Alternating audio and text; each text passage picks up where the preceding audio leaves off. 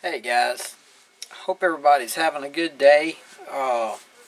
It's winter time here in the USA. Things are a little cold outside, and anyway, I thought I would make this little video. I got a couple people had been contacting me and asking me various different questions about coin rings, and I have been giving some thought to making a complete guide from one end to the other about making these coin rings. But I don't know. I don't know if I'm going to do that or not. But what I am going to do is this. I'm going to offer up some tips. And what I'm going to do is I'm going to make a quick tip. This is going to be a... it's not going to be a complete tutorial. This is going to be a coin ring quick tip for today. Okay, so here we go. Quick tip for today. You got your ring mandrel. You got your rawhide hammer. And you're working this ring. Okay. And then, while working the ring, the dreaded happens. And let's see if I can get the ring in there. The ring splits. Oh my God, I hate it when that happens. But it happens. It happens to everybody. Okay, now we're going to address today the ring splitting. This is something that, you know, it happens to me, it happens to everybody. You know, don't get too freaked out if the ring splits. But if it's a silver ring, if it's a silver coin, it still has a melt value. So you really haven't lost. I mean, I won't say you haven't lost a lot. In my case, I lose a lot because the only coins that I use are mint coins, unless the mint coins are not available. Before a certain year, they didn't have mint coins. But like, you know, 62, 63, 64, you know, I think even some of the later 50 rings were, you know, you can get in a mint. Those, I pay big money for them. And so when one splits, it costs me considerably. This is one of those. This is what you have to keep in mind to keep this split from happening. Slow and steady wins this race, number one. Number two tip is there's a phenomenon that happens when you're hitting these rings and working them around, okay?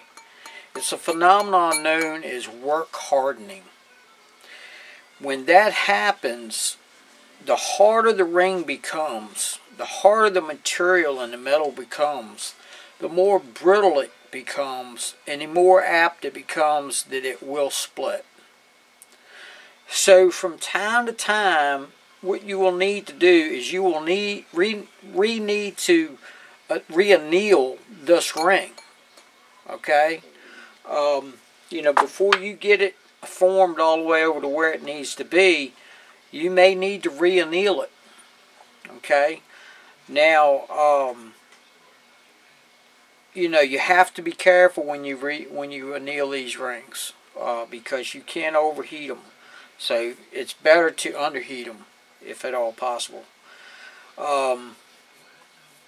In fact, let me go ahead and give you an additional. I'm gonna give you an additional tip. I'm gonna give you two tips, 2 or 3 tips actually. Generally, I don't have to anneal these more than twice during the operation for making the rings. Sometimes I will anneal it 3 times, but it's very rare.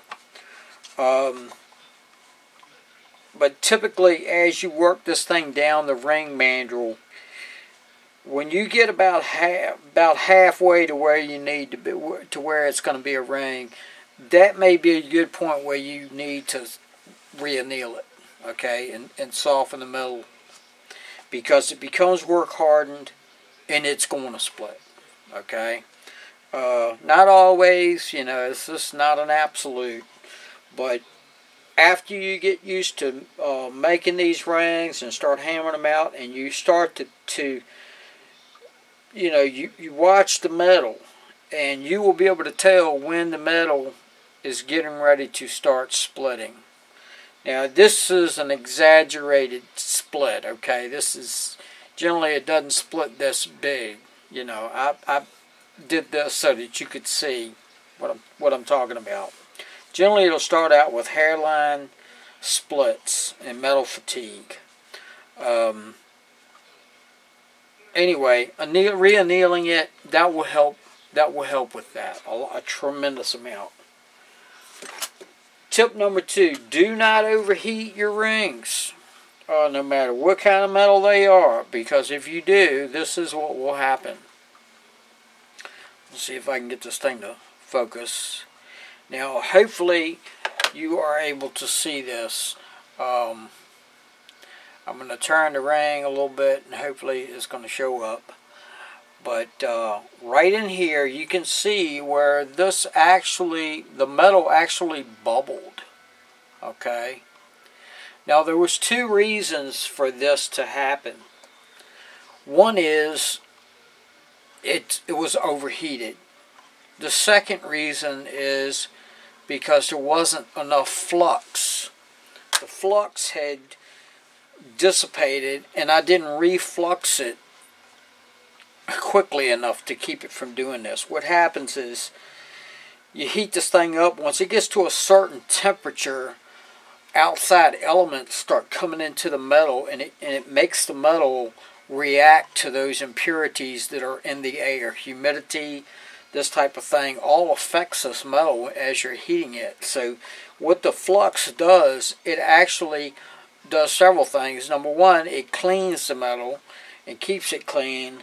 And number 2, it almost puts off like a sort of like a gas that will actually shield the metal from outside impurities getting into the metal and causing these types of reactions.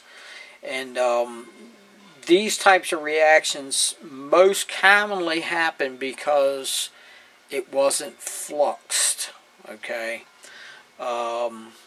flux is very important. And then also from overheating. So don't overheat your coins when you're annealing them. That's one tip. Another tip is re-anneal the coins as needed. Could be up to 3 times.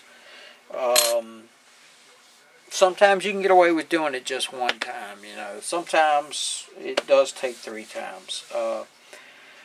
Myself personally, depending on the coin, if it's a mint coin, generally, I don't know. It's hard. It's kind of hard for me to say exactly because, believe it or not, I'll take these coins and I feel them in my hand and see how it feels to me. You know, I kind of squeeze it. I know this may sound crazy to a lot of people, but I kind of squeeze it to see how it feels to me. And then if I get a feeling that the coin is excessively hard, you know, it just doesn't, I don't know. It's something about it. I don't know. It's hard to explain, but it's something about it. But some of the coins, I'll feel it, and I'll say, well, I don't think I need to anneal that yet. I'll go ahead and knock a hole in it without annealing it first.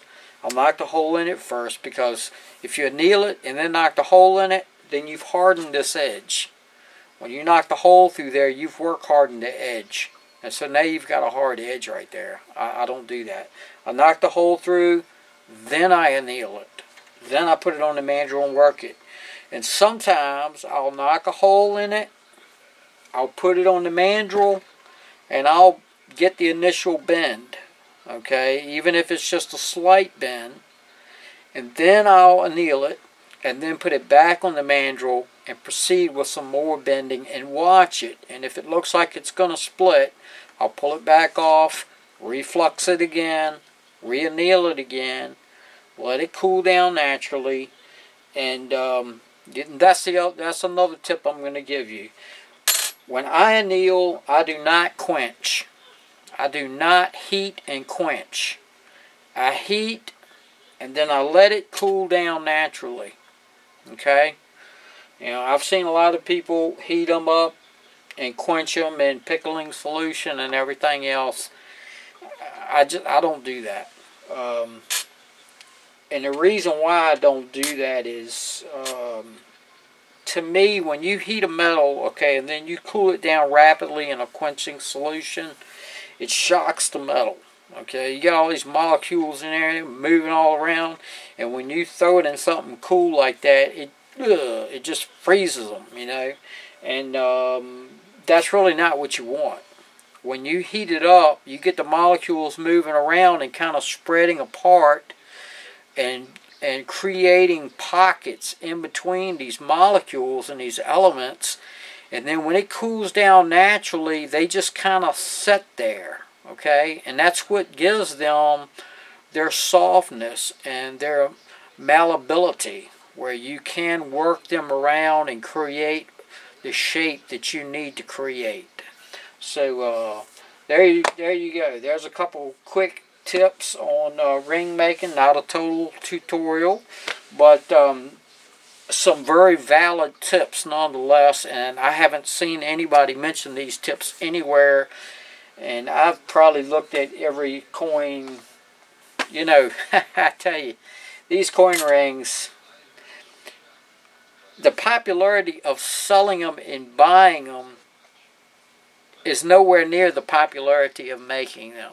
You know, it's, the people that get the bug that want to make these things, they're really growing by the numbers. You know, I went on eBay and looked, and it's just incredible the amount of people that are making these rings. I think more people are making them than there are people buying them. But who knows?